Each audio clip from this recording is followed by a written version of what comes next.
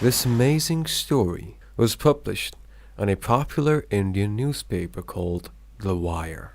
This is the story of Siddharth, an Indian man belonging to the upper caste society of New Delhi, and once a Hindu devotee.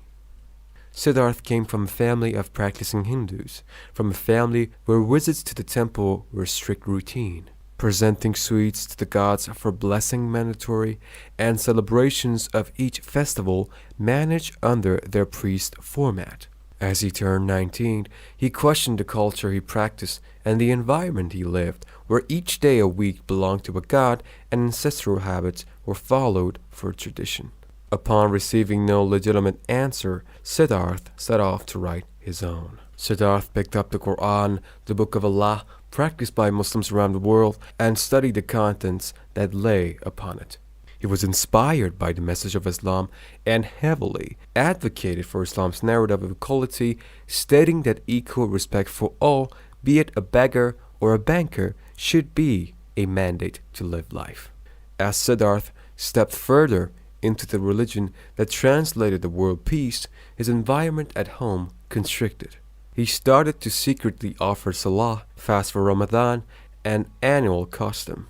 Sensing the distance, his family and friends kept a close watch on him and regularly looked for any signs that would lead them to understanding his antics.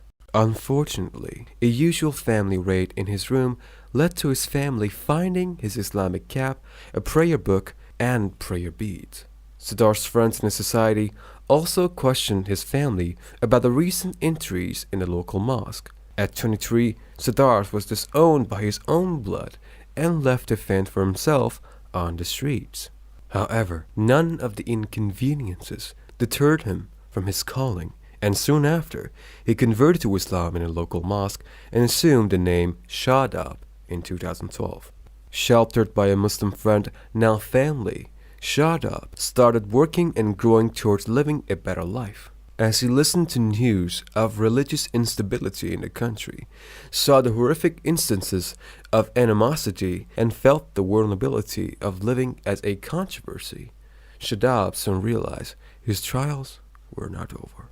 Playing the role of Siddharth by day and unmasking the reality of Shadab by night, he lived life.